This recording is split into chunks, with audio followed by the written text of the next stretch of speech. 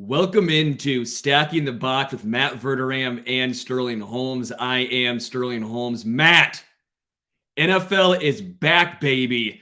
No more Thursdays. No more Sundays having to do horrible yard. We're going to Target for no reason. Yeah. Football is back. Verderame, how are you? I am great. I am excited for the season. I'm glad preseason's over. I'm glad roster cuts are over. We have real football. I can't wait. I also can't wait for my MacBook Pro to get here so I can just hardwire into the internet connection and I never have to deal with this crap for the rest of my life. I look forward to it at some point going out here in about 10 minutes, and I apologize, but no, it's in the mail. Thank God. And I feel the same way. Thank God football's here. A real season, real games, Thursday night, Bills and Rams. A lot of good games in week one. Yeah, a lot to get into this show. NFL preview, surprises, disappointments, some bold takes. I feel like mine is pretty damn bold. Let's get into the NFL preview. Let's go with Super Bowl predictions. I know it's early, right? This is the September 6th edition of the Super Bowl preview, but that's what makes it fun. You can't call it week 12. That's lame. You got to call it before the start of the season. Who do you have? Who do you think are some of the best teams in the NFL? Well, my pick is the Bills beating the Packers. That is my pick. I think the Bills, to me, are the best team in football. I don't think it's by an overwhelming margin. I don't think it's a year where it's Buffalo and the Pack. I don't feel that way. Or Buffalo in the field. I actually do feel it's Buffalo in the Pack in the Super Bowl. But you know what? My top five teams in my power rankings in order are Buffalo, Kansas City, Green Bay, Tampa Bay, and Los Angeles. But that's my Super Bowl pick is Buffalo and the Packers and the Bills. So I have Bills and the Rams, Bills beating the Rams. I don't trust the Packers. Aaron Rodgers is obviously still incredible. He's still coming off 2 MVP seasons, but no Devontae Adams. That was his guy. Not only that, no MVS. I know MVS wasn't necessarily his dude, but MVS was still a valuable piece. I don't know if he has any sort of connection with the receiving core, and that's a big issue. The Packers defense is obviously much improved, but I trust the Rams. I trust Matt Stafford. I trust Sean McVay. I trust the offensive line of the Rams. The receiving core, I think, is very, very solid. Whatever happened to OBJ, that's neither here nor there. If for some reason OBJ goes back to the Rams, that's just an added boost. They don't need him. The Rams, to me, are a very, very complete team, more so than the Packers. I'm with you, though. I think the Bills, they're the best team in the NFL. It pains me as a Chiefs guy, right? But you got to be honest. I'm not here to just be a fan. I'm here to have no sort of bias. The Bills are the best team. It's not by a wide margin. They have an easier schedule. I think Josh Allen does take that next step. They're a great team. I got Bills over the Rams. I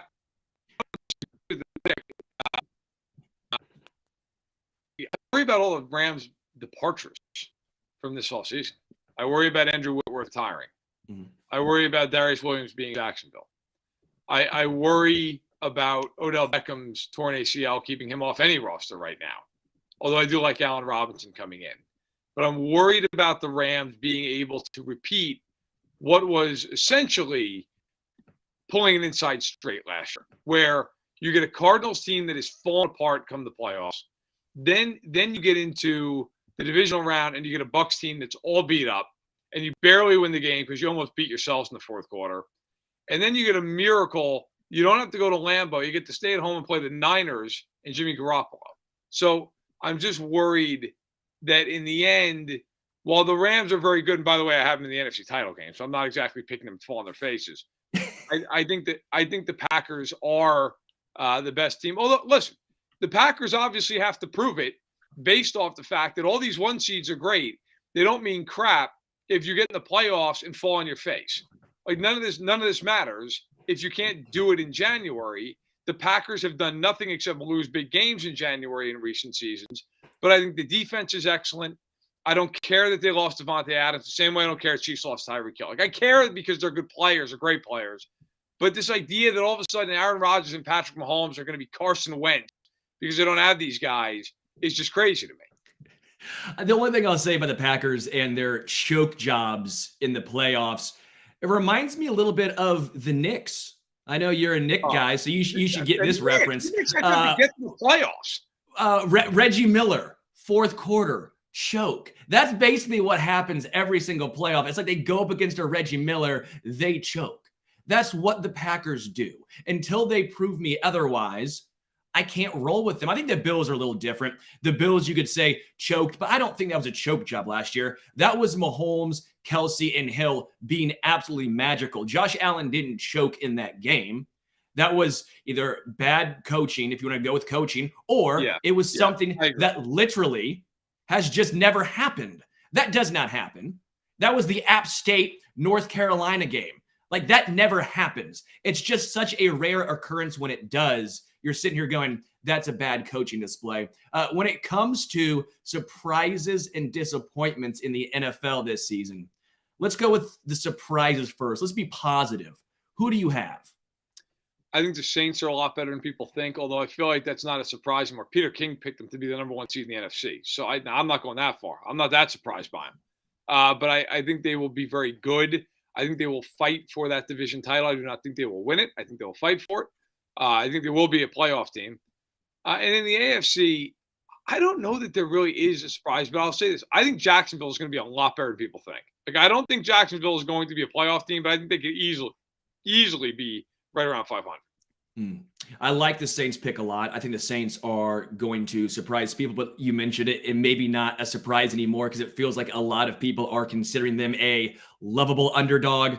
They're better than than they look. Again, I think the Buccaneers, they have some injury issues, especially in the offensive line. Yep. That could be a disaster, and that could be how the Saints get it done. I still have question marks, though, with Jameis Winston. My surprise in the AFC would be Baltimore. Not many people are talking about Baltimore. I'm not saying it's a surprise because they're obviously making the playoffs according to the majority of people, but I think they beat the Bengals. Like, I think they could be 13-4, maybe the second best record in the AFC, and that would not be a surprise to me at all. Folks are forgetting how good, especially of a regular season team, the Ravens are with Lamar Jackson healthy, and that's what it comes down to for me. I have Baltimore 12-5.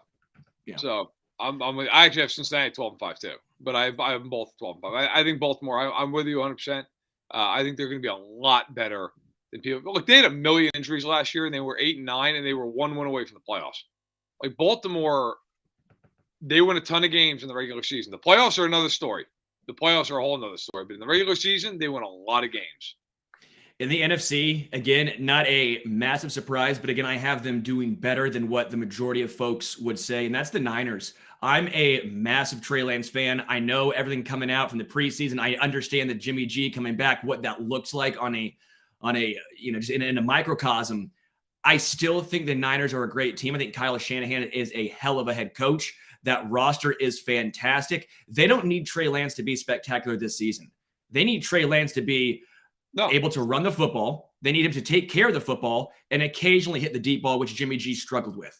That's all they need from Trey Lance. I know those are big ifs. It's not as simple as, hey, just take care of the football. But Trey Lance has the tools to do that. And if anyone can go into a system, the Niners, I think, can make quarterbacks kind of like Kansas City, to an extent the Bills. Scheme and system matter. Organization matters. And getting a talent like Trey Lance in an organization like that, to me, bodes well. I agree. Kyle Shanahan is a good coach unless it's a Super Bowl, in which case it turns into a disaster. But until then, he's a very good coach. No, I have the Niners as a playoff team. I have them as a wild card team. I think they'll be good. I'm not as high on Lance as you are. I watched a lot of this preseason. There were moments you were like, okay.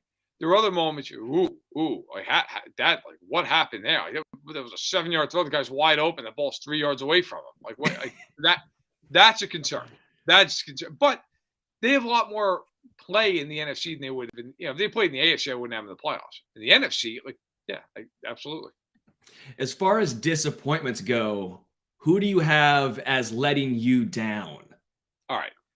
This is going to be a little bit of a nuanced thing because I actually have this team winning 11 games. So it's going to be weird to say this team's a disappointment.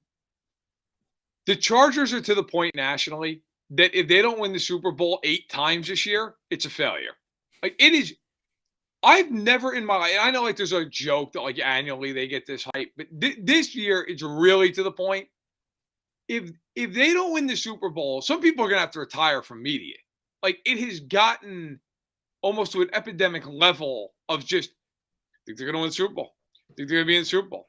I think Herbert's going to win MVP and Staley's going to be the coach of the year and Khalil Mack's going to be comeback player of the year. It's like, can they win one fucking game that matters? Can they win one game that matters? I mean, I have never in my life seen a team that has never won anything just more universally picked as like this absolute lock to go to the Super Bowl or worst case being the AFC title game. It's insane to me. And again, I am picking them to win 11 games. I think they're really good. Like I think they're a good team, but my God, I'll put it this way. Would it shock you if they lost week 1 at home to the Raiders? Oh, not at all. Not at all. It wouldn't shock me at all, by the way, if 2 weeks later if they lose to Jacksonville at home. Like they're weird. They're inconsistent. They're very oddly coached at times. Like I think from a national perspective, my God, you would think this team has gone to 4 straight Super Bowls. It's unbelievable. You have the Bengals who just got to a Super Bowl, the Chiefs who have hosted 4 straight AFC title games, Buffalo's deep in the playoffs every year, and everybody's just shoving them aside like left and right to get the Chargers out front. Win a game. Win one game that matters. Once. Beat Houston in December. Beat the Raiders. And by the way, I'm a Herbert guy. I think he's a top 5 quarterback in the league. But one thing that is fair, in my opinion, to criticize him about, in their biggest spots, he has not come through. And when they played the Chiefs last year in that Thursday night game, and everybody thought it was for the division, okay, he had that game on his racket at the end of the fourth quarter. No Chris Jones, no Willie Gay, no L'Jarius Sneed. Travaris Ward banged up. They can't score. Chiefs take the ball in overtime. Then they play Houston. He gets off. Like game, he run back. Then they got a shot to win it overtime. They don't win. Win a game. One game. The Chargers can switch quarterbacks. They can switch head coaches. They can switch cities. They will find a way to choke. It's the Chargers way. It's what they do. I think they're a great team. I truly do. But you're correct. Until they actually win a big game, the hype surrounding them has just been asinine for years. I understand to an extent it's not sexy to keep picking the team that wins every single year. It's not sexy to pick the top seed every single year. There's no glory in it. No one's like, oh yeah, you picked the Chiefs. Congratulations. You picked the odds-on favorite. But continuously picking the Chargers, it makes no sense. For me, a disappointment team is going to be the Bengals, though. I don't. No, I have them as a 7 seed when I did it. I had them as a 7. I had them barely making it in.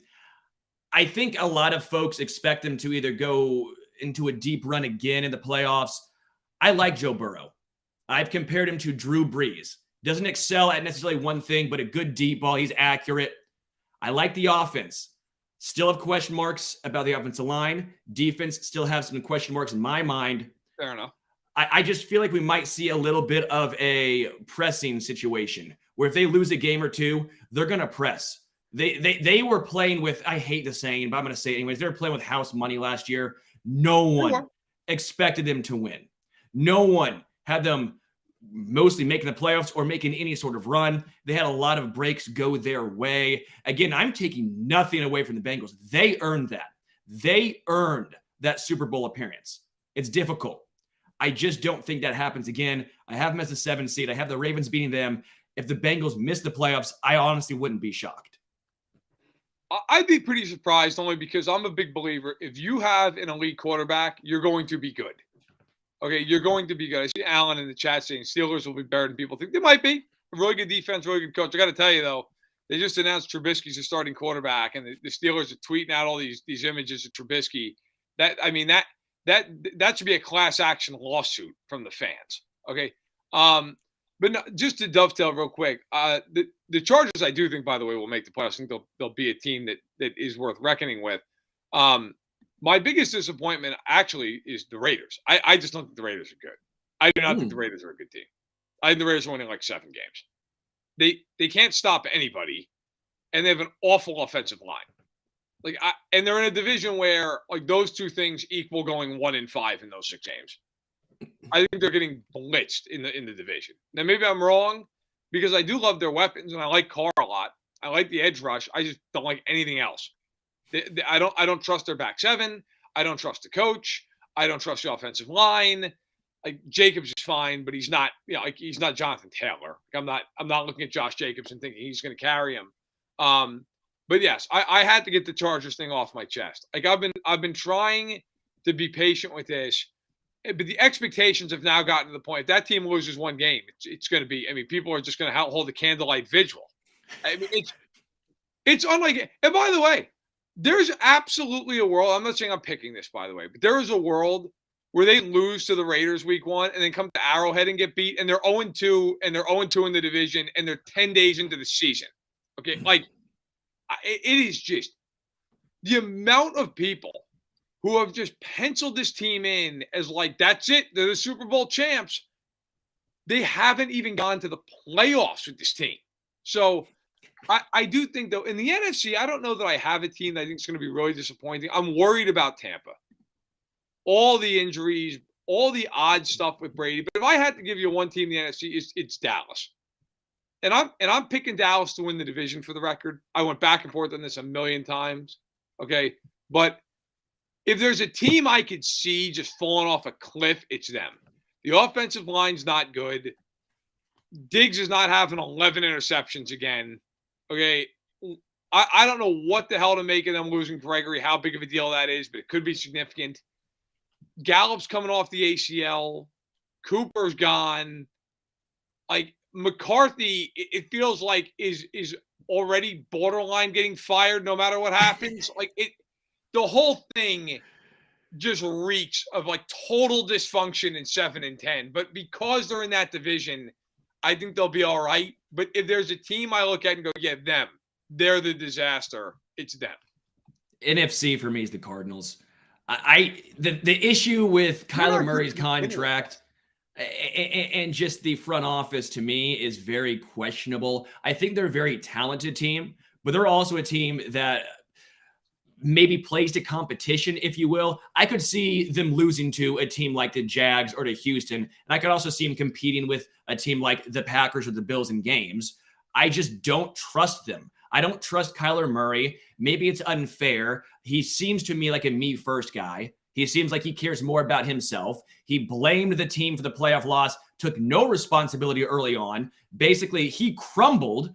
And yeah, it wasn't just him, but when you are the quarterback and you want to get paid, I mean, he was horrible. And if you want to get paid like that, and you're the quarterback, you're the franchise, you say, that's on me. You don't blame everyone else for your issues. That to me speaks a little bit about the character, or at least a little bit about how the organization and the structure is run there. I do not trust Arizona. I don't either. I don't have them in the playoffs. I appreciate, though, that the Cardinals gave us a contract of $230 million that also somehow insulted the guy who got the contract. That's got to be the first time in the world that's ever happened. $230 million, and the guy walks away furious because there's a homework clause in there that either he knew about, his agent knew about, or both of them knew about. And if they didn't, then the agent doesn't deserve to have a job. I mean, that somehow gets in there. Then the Cardinals take it out like somehow like that magically makes it all better. Look, I will say this. There is – I'm trying to think how to word this correctly. You know what? I'll play this safe. There is a clause that was in that contract. Okay? That wasn't in there accidentally. It's like if I sign a new contract with FanSided, and in the contract it's like, you will not be late more than 5 times in a year. It's because I'm fucking late all the time. Like, that's why it's in there. If I'm showing up And my 9 o'clock shift, they're not putting that in there. But if I'm constantly rolling in at 9:15, that's why it's in there. This idea that and you see Woodwork and defend Kyler Murray and he's got to be a study. Hey, look, man, they know him better than anybody else. And if they put that in there, there's a reason. There's a full-blown reason that it's in there. And by the way, there's also a reason that he's still signing that contract. Okay? Like, bones about it. So I'm with you. Look, the Cardinals to me are going to be about a 500 team. And I think that's about where they land. One bold prediction heading into the NFL season. Verderame, what do you got? I've gone back and forth on this because I don't know how bold is bold in that. I think the Patriots will lose double-digit games,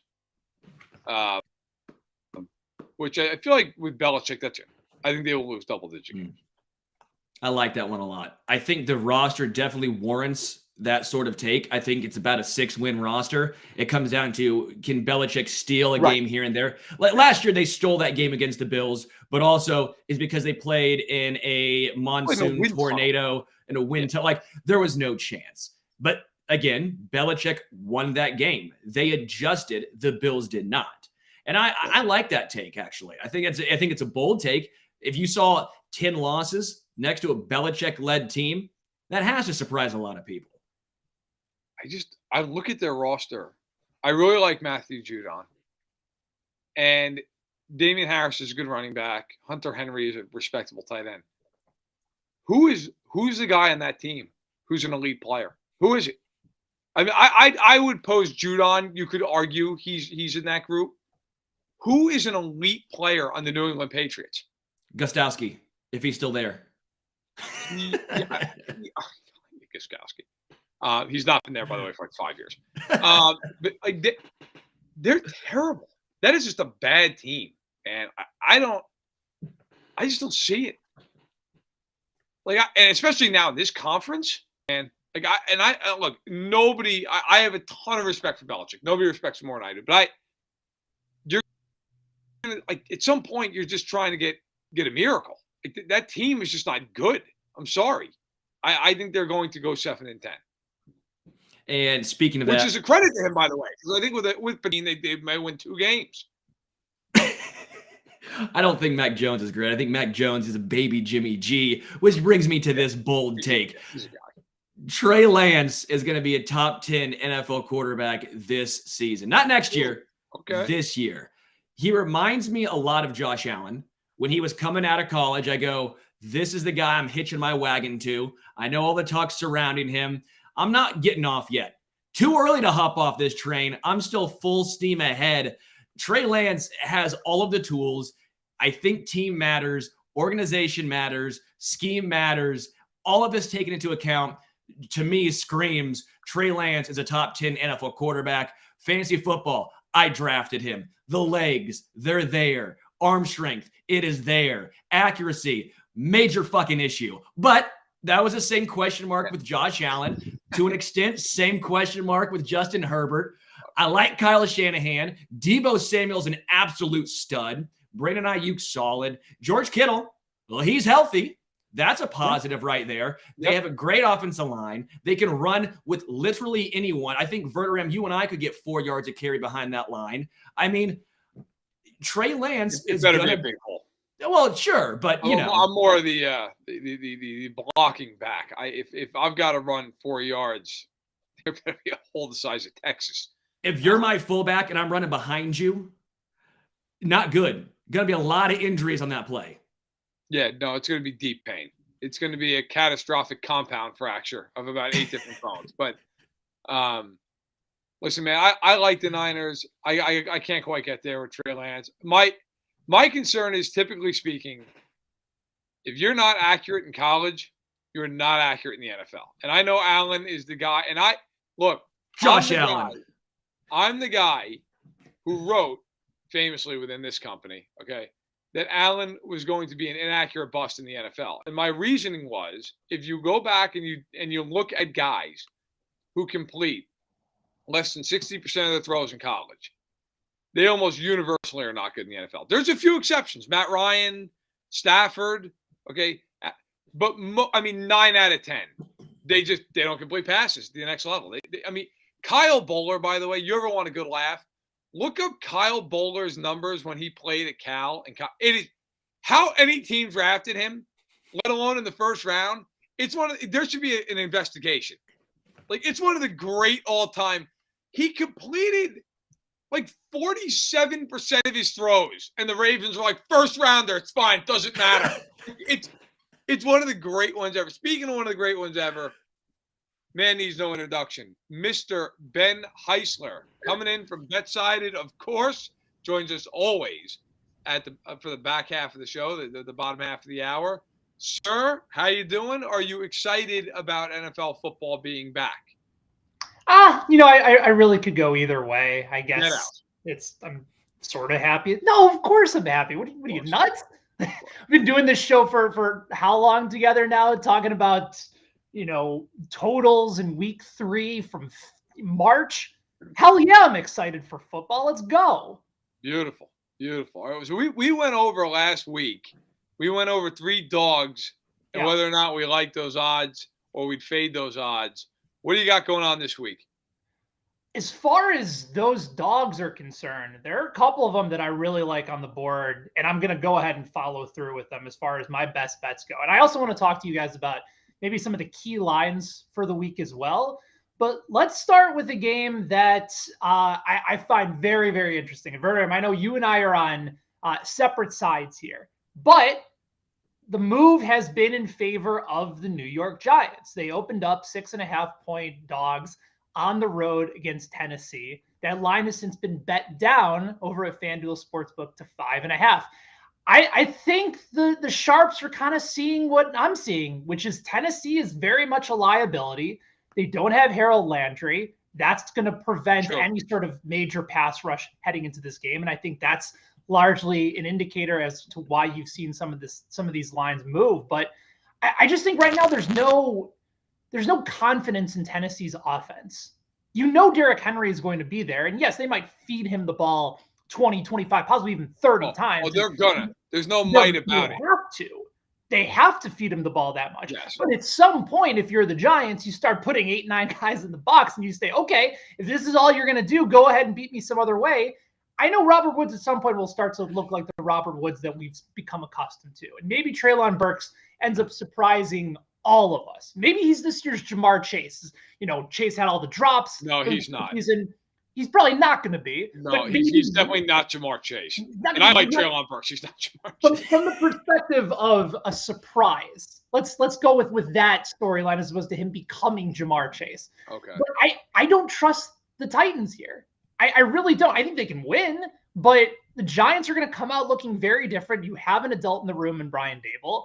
And I expect actually from Dory Jackson to do a nice job on the other side.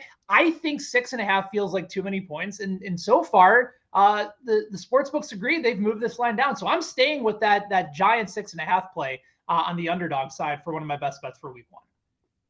I just can't get there. I can't do it. I appreciate you. Look, you, first of all, you know a lot more about gambling than I do. So first, if people are listening to this, please don't bet off us. But if you're going to, my God, bet off Heisler. Okay. I just can't get there. I don't even like the Titans. I think they're an 8-9 team this year. I don't think they're particularly good. The Giants actively are trying to get worse. They just released Blake Martinez, their linebacker, who was actually a very good player for them. Released him a mutual release, which I've never even heard of.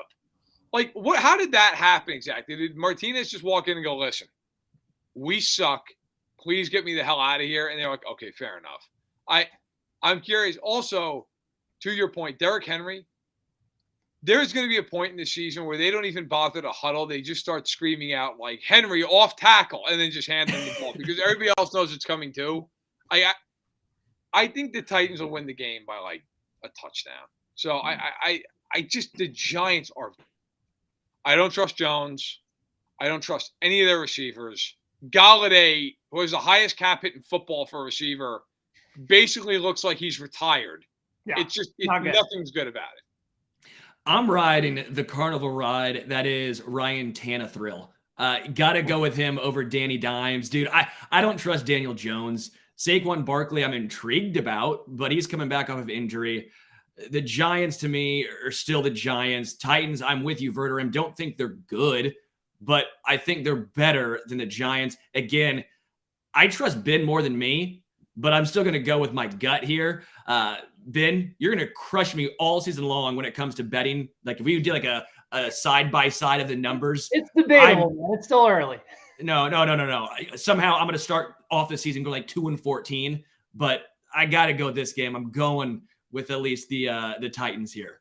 Okay. All right. So we talked about one other underdog as well. Big underdog, in fact. I wrote about it yesterday over at BetSided.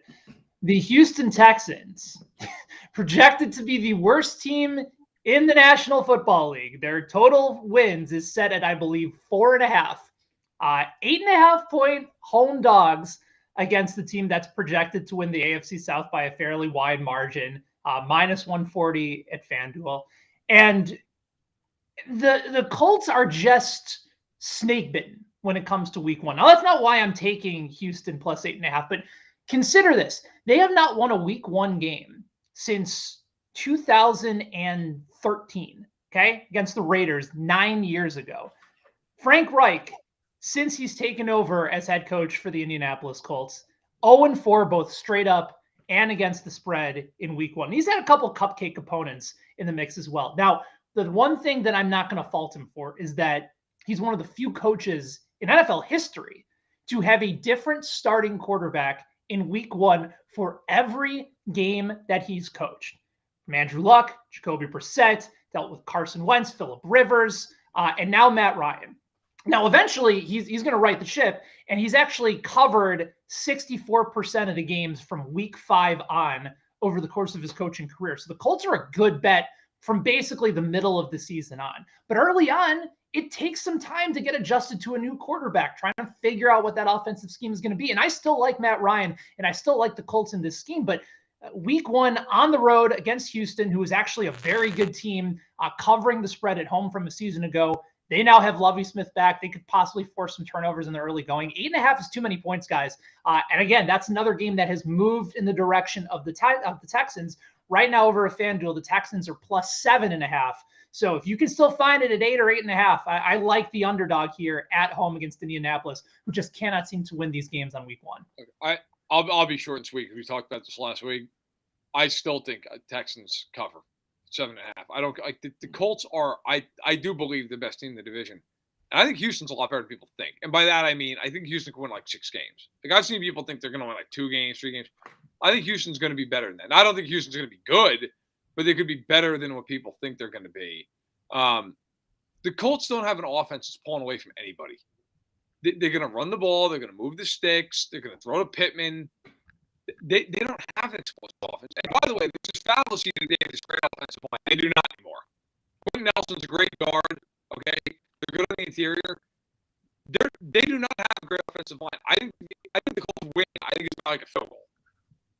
Yeah, I'm 100% with you. You put it perfectly. The Texans are better than the majority think. The Colts are a good team, but they don't blow anyone out. I like Davis Mills and his connection with Brandon Cooks. I think Dameon Pierce is going to be a very underrated guy all season long. I like the Colts winning, but it's going to be very, very close. And I wouldn't be shocked. I'm not going to do it because I don't have the stones, but I wouldn't be shocked if the Texans won outright.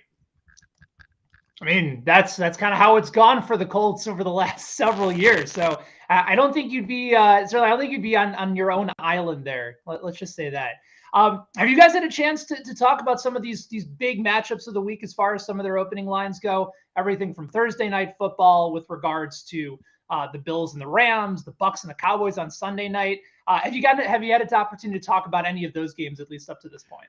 Not a ton, and not with the lines at all. That's why you're here. Come on now. Okay, I'm not a line guy. Don't trust me. Okay, fair enough. All right, so let's talk through these really quickly because the games that I have is the 3 biggest of the week are Thursday night football, Bills minus 2.5 against the Rams. The total in that game is 52.5. I think it's the biggest game of the week based on the matchup, based on sort of the opening aspect of it. 2 of the best teams, Super Bowl favorites, so on and so forth. The second biggest game of the week, the Tampa Bay Buccaneers. They're 2.5-point road favorites at Dallas, total of 50.5. And then I think you can make the argument for the Green Bay Packers and the Minnesota Vikings being the third most important game and the biggest game of the week, because this is going to be a matchup for Minnesota that if they think they have any chance in winning the NFC North this year, you want to get the Packers early on in the season. Remember, this team got their asses kicked by New Orleans and then all of a sudden figured it out the rest of the way, won the division fairly easily. It's a big game for Kevin O'Connell as he takes over for Mike Zimmer. The Vikings really need an opportunity to get a good start. Rodgers over the last few years has actually struggled in Minnesota. So that's a game where the Packers -1.5, total of 47.5.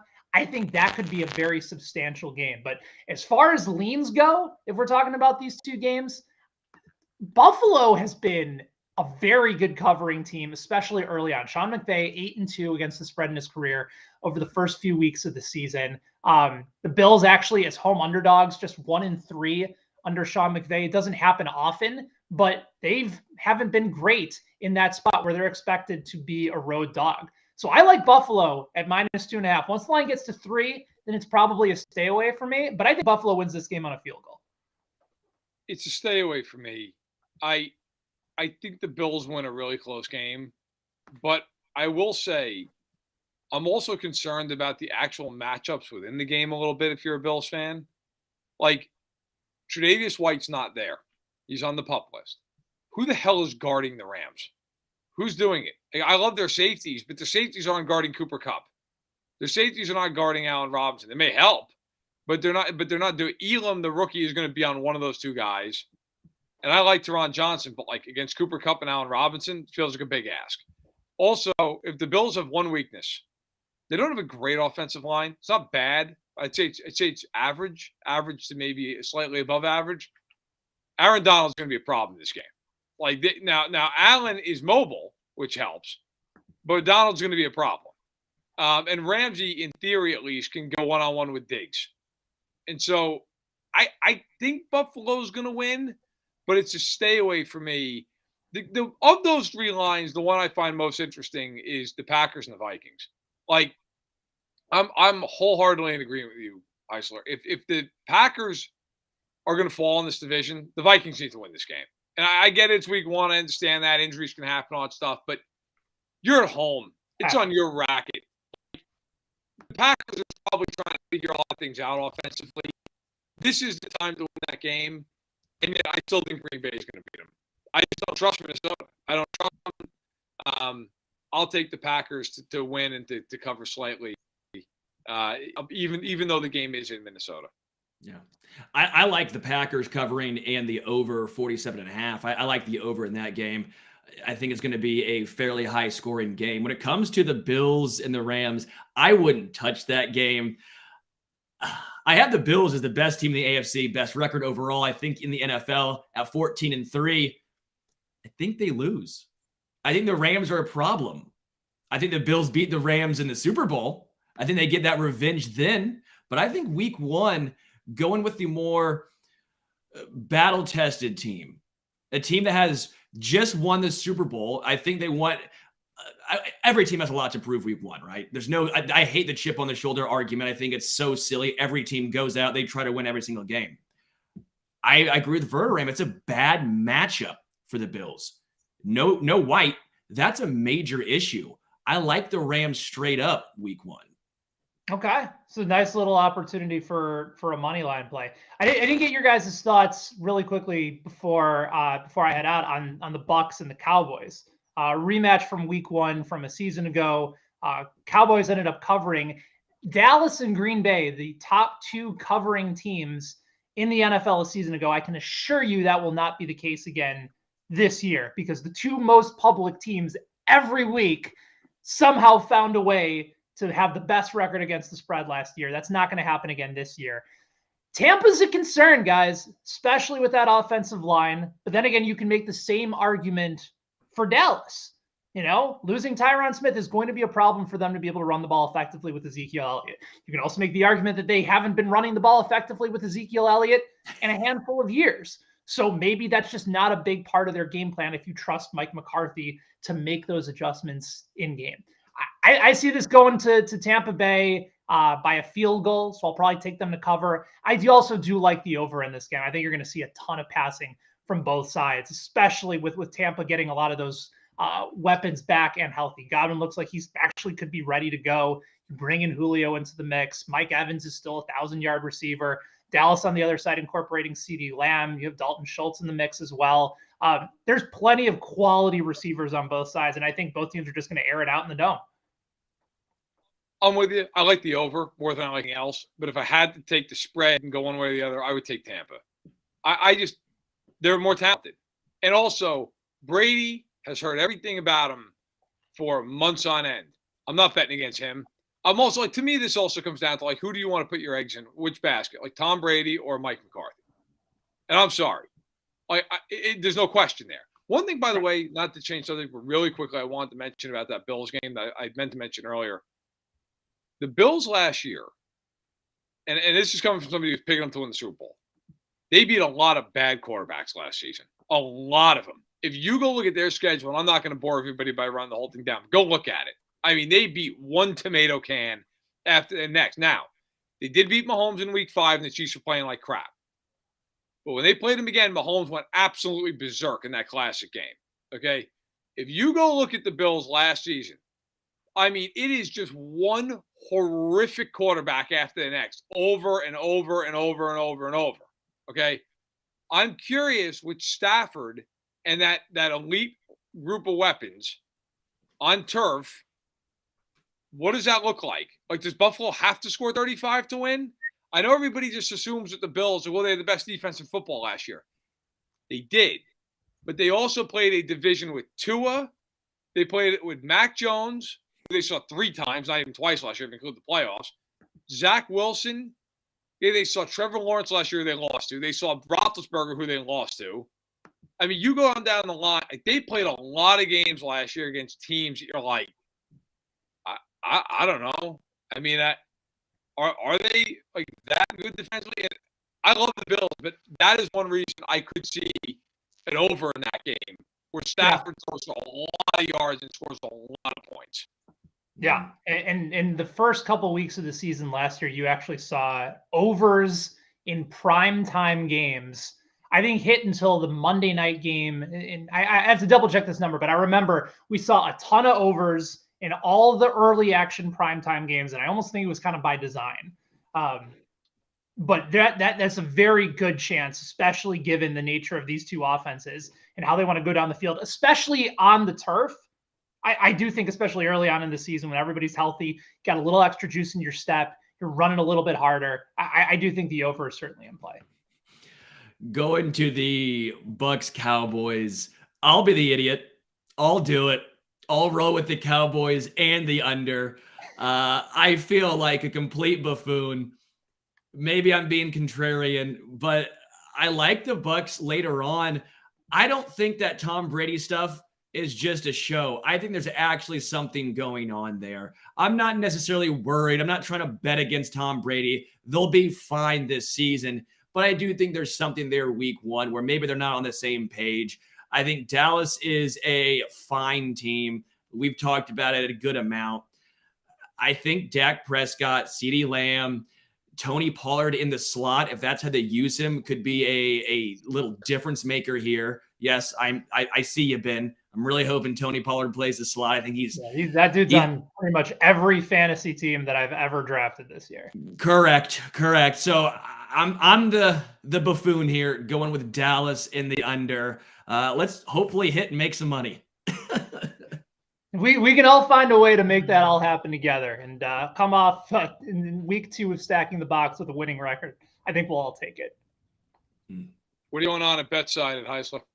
Yeah, got a new stacking the box, or not stacking the box. That's what show I'm on right now. A lot of sleep heading into week 1 of the NFL season, fellas.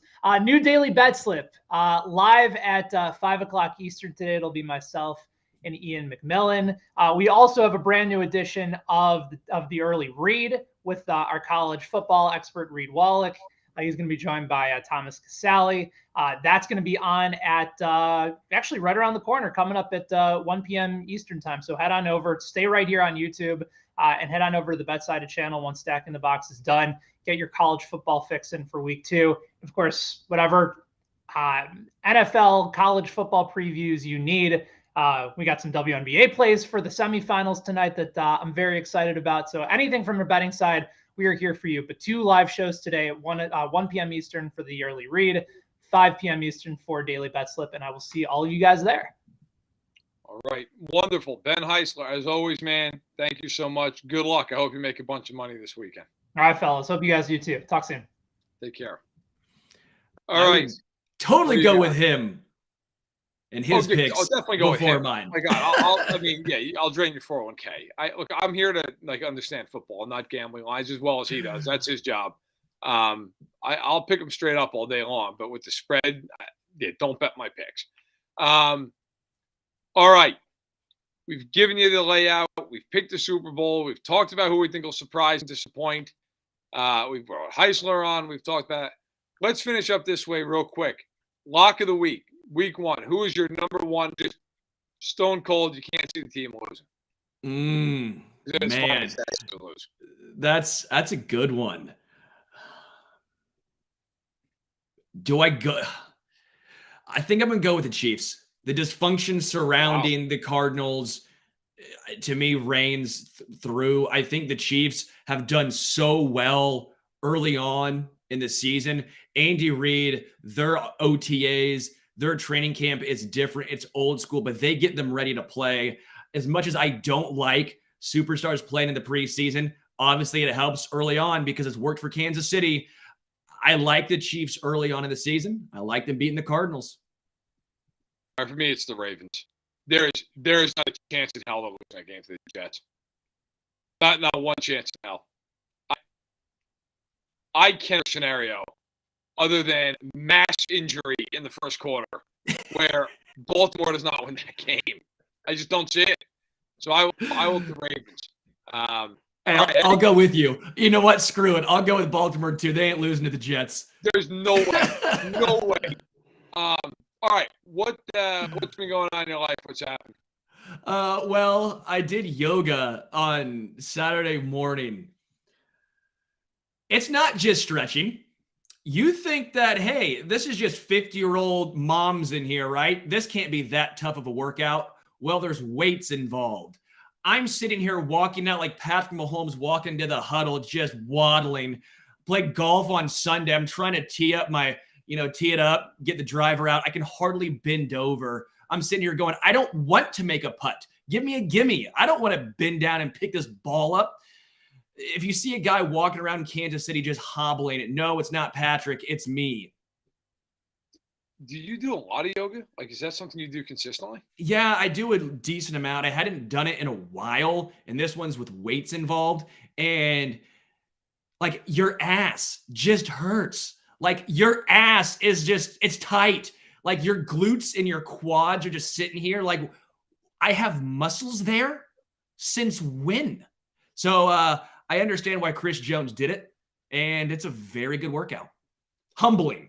Very humbling. I gotta tell you, that A is hilarious, and B, when I moved out to Chicago, I got a gym membership, and somebody was like, you should try one of the classes and whatever. And so I did a boxing class, which I enjoyed. I did, I think I did a few other classes, I can't remember. But what I'm driving at is there's this thing about one of my buddies was like, hey man, you should try this hot yoga. It's good. They crank up the temperature.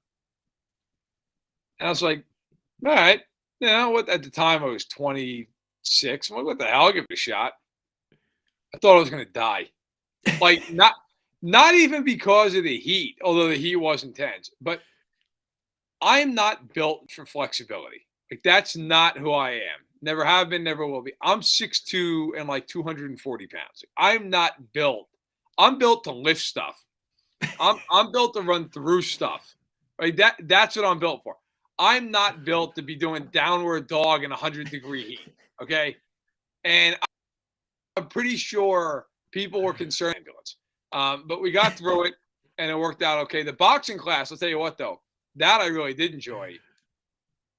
And there was this woman, I'm guessing, really, really nice, got along with her really well. And sometimes you have to pair off. And so Normally, I actually used to pair off with a coworker of mine, so we paired up, and she had these mitts on that I had to hit. And I was punching the mitts, whatever, everything was fine. The next class, she came back and she was like laughing. She came up to me. She's like, "You broke my hand."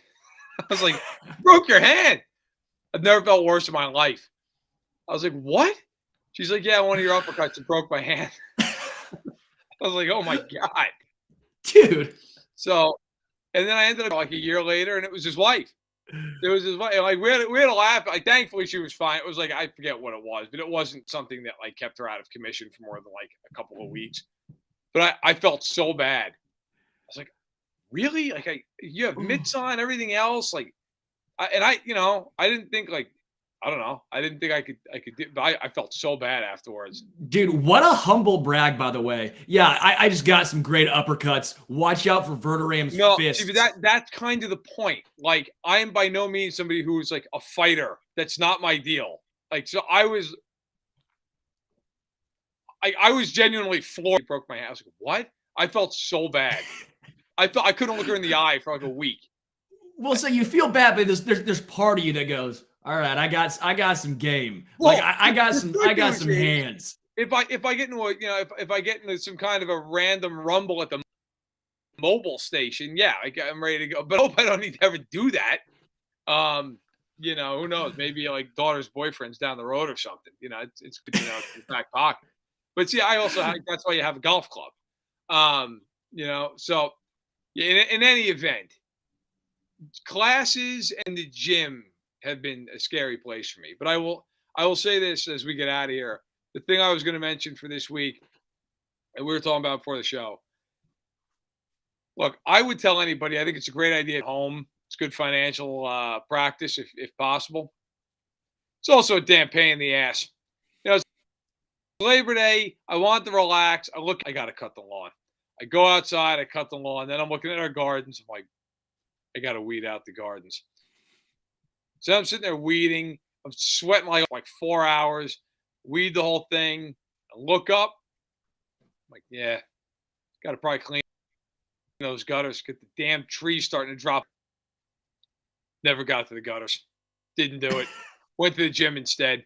I looked up. I'm like, you know what? It's not supposed to rain this week. We're all right.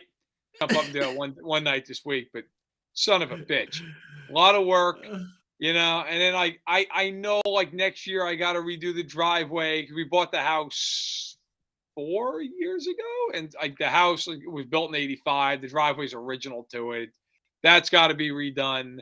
I want to redo the decks off the back of the house at some juncture because the fucking guy who owned the house before us painted the decks.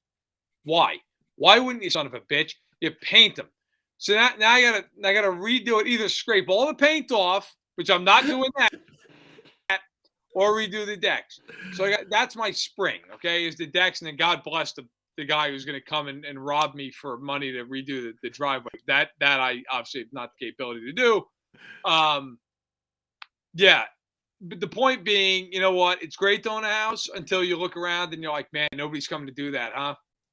All right, it's on me. So that was my Labor Day. Yeah, if you see a guy on the roof just Spider-Maning down to get to the one side of the gutters that I can't get with a ladder, that's me. If you see a guy going, holy shit, please don't fall, that's me. I don't like heights, and the way my roof slopes down, it's right over the driveway. So if I fall, we're toast, pal. We're struggling, okay? You got to hope you land. I don't know. There's no good way to land. So hopefully on my car. Maybe I'll put my car there and a mattress on top. So if I fall, I have at least some sort of cushion. But yeah, cleaning the gutters, 2 scoops of ass. It's horrible. I've got to call somebody today to get to our top gutters, because our top gutters, I legitimately, I can't get to them. I can't do it. Like I'm not joking when I say it's probably, I don't know, 25 feet up there. I can't get all the way up to the top of the roof, just the way the pitch line is. Oh, I'm climbing, baby. I'm climbing. The shorter roof I can get to, but can't do the upper one. But all right, listen. That's it Thank you very much for watching Stacking the Box. I will be back on Sunday with Ian McMillan before the games from noon to 1 Eastern. For Sterling Holmes, I am Matt Verderame. We'll see you again next week.